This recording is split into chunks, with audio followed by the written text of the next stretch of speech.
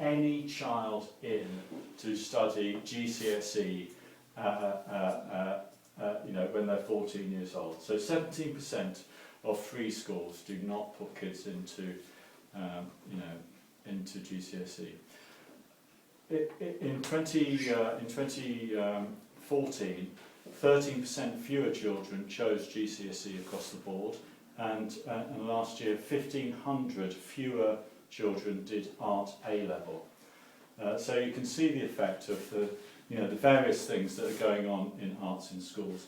And this is partly why my effort in this is only to do this, really, to make the arts some kind of election issue.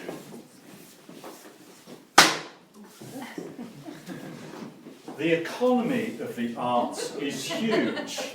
When I painted this, it was the government statistic was that it was £71.4 billion. Now it's £76 billion.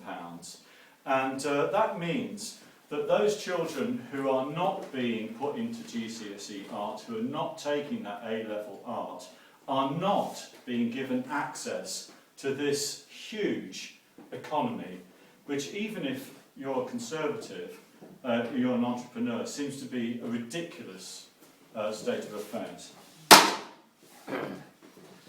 One of the central ideas behind my campaign, in a way, is that art is about freedom of speech. It's about freedom of expression. It's about democracy.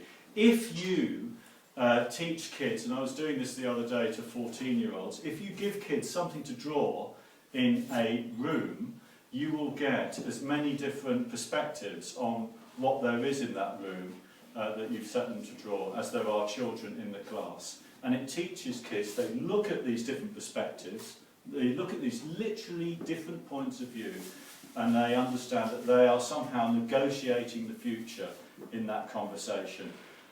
That's an idea born from somebody called Hannah Arendt, but it is an idea about that the arts are about performance, and that democracy is about participation, and it is about association in some level. So to teach art is to teach democracy. One of my cunning plans is to have 0% business rate on not-for-profit organisations and turn the high street into my street.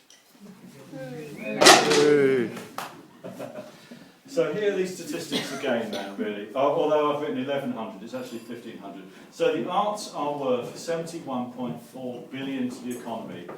And if you remove kids from studying art, they have lack of access to that fund. When Michael Gove came into our office, he removed funding for sport in schools. There was a huge outcry, and the government brought in an £8,000 premium to teach art in schools as somehow a compensation for the removal of the funding and impetus behind sport in schools. What I'm asking is for an £8,000 fund to support art in schools. Now, this is a controversial idea. Is there anybody from Christie's or Southern? What I'm thinking is it would be great to have a 15% stamp duty on those huge auction sales to fund primary art education. So that the high sales of art in the past, funds the art of the future. And that's a very doable sort of thing. It would suppress the art market. Recently, the Scream sold at auction, and what the Scream was screaming, she was screaming, "I am too expensive." And she was screaming, "I am too expensive," because those high art prices, which are basically huge, wealthy oligarchs masturbating publicly in what is, in the art world, a Wild West, they are forcing art out of the domain of the public museum, basically. They want to suppress that market and give a bit of money back to the education system. Oh, now that one doesn't come up quite now. Now we need to sing this all together, ladies and gentlemen. This is the principal slogan of the campaign. Let's hear it. Sing it loud, sing it proud. All schools should be art schools. I can't hear you, Islington. All schools should be art schools. I don't know if Ed Miliband lives in Islington. No, he lives in Hampstead, doesn't he? We need to shout over to Hampstead. Primrose Hill. Primrose Hill. All schools should be art schools. Well done. Art is good for health. The Wellcome Trust are putting a lot of money behind this idea of the medical humanities at the moment, trying to understand, trying to mind, trying to make palpable the relationship between art and, in a way, well-being, but mental health. And we all have some sort of understanding of what that might mean. But that's an important concept in thinking about why the arts are important for human beings. This is a slightly disingenuous slogan, actually. But I am running in Surrey Heath, which is a deeply conservative area. I have 3 voters who've come out for Bob. At the moment, I've got Joe, Karen, and Melanie. But the cunning plan, and I do think this is true, that the arts are not the kind of left-wing kind of cause. You know, left, right, and centre. People are worried about art education. You know, we all, as human beings, understand that we have cultural aspirations for our kids. You know, we all want our kids to be great at the violin. We all want our kids someday, one day, perhaps, they might get in to study graphics at Central St Martin's. You know, we all have those kind of aspirations for our daughter. and you know, that's common to all human beings. Now, this is an important idea. Immigration is good for British culture. You know, Turner travelled around Europe making images of Europe. The Silk Road is all about trade, it's all about dispersal, it's all about sharing images, it's all about constructing a reality where we understand that human beings talk to each other. So that's one of the key things. It's also a slightly disingenuous kind of claim, because in Surrey Heath there will be Conservative voters who are quite sensible people who understand that Britain needs to be absolutely at the heart of Europe, and that's where our future is. And there'll be other voters who believe the nonsense peddled by UKIP and the right wing of the Tory party.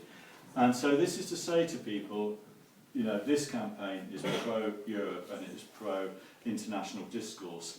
I spend a lot of my time, I've just come back from America, before that I was in Switzerland. I spend a lot of my time, and all my contemporary artist chums spend a lot of our time travelling around the world. That's afforded to us because of a concept about trade and, you know, liberal democracy, essentially. And we need to extend that franchise to everyone.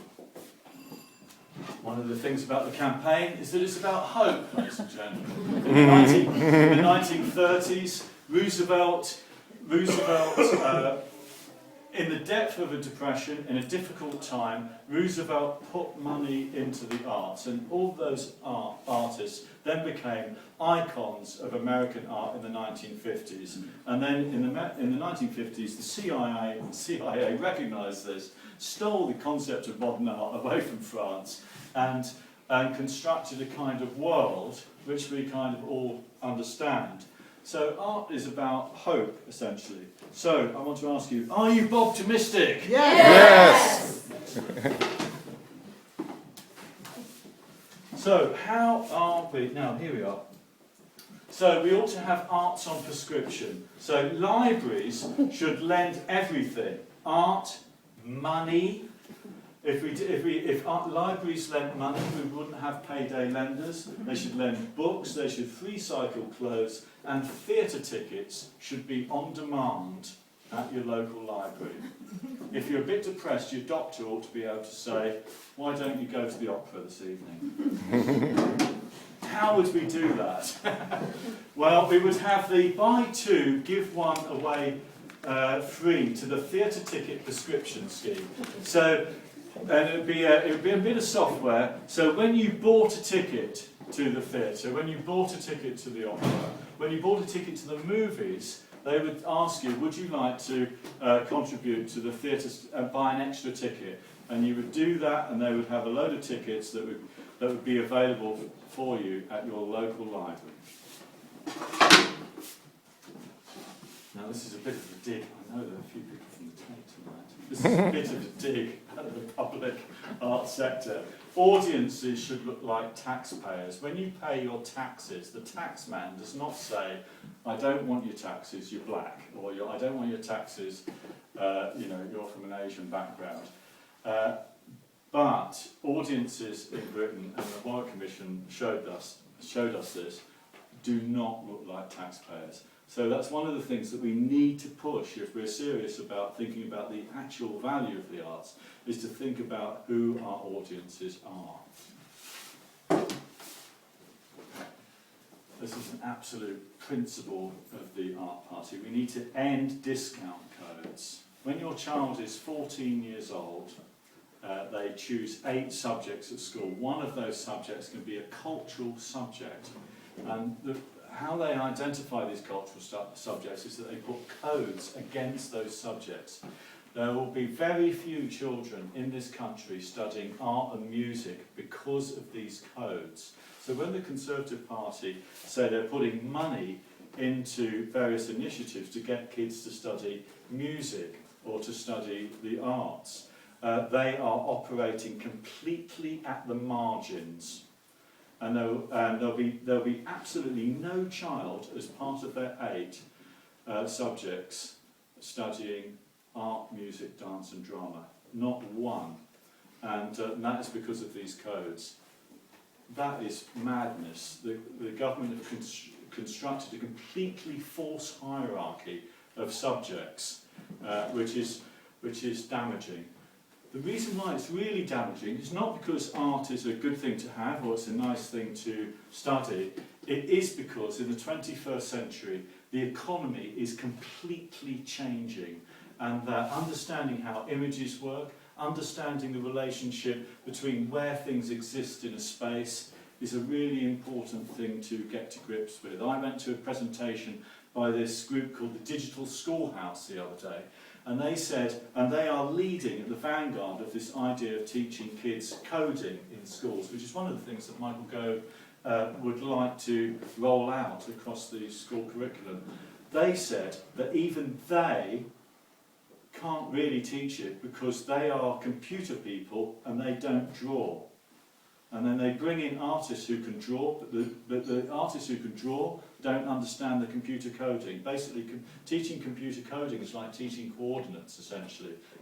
You have to understand where something is in a space in order to understand how it operates. So in the digital world, this idea that there is a CP snow divide between the arts and the humanities is redundant, and it is shooting ourselves in the foot. And in China, the Chinese have built 400 schools of art and design, and we have collapsed our education system into just 12 large institutions. And that is a mistake, and it is going to damage British design, and it's going to damage Britain's ability to compete in the world, and it is completely the wrong thing to do from whatever your political perspective. So we need to end discount codes. Bobtimism. Vote Bob in Surrey Heath for art and hope. Thank you. Yay! Bob for president!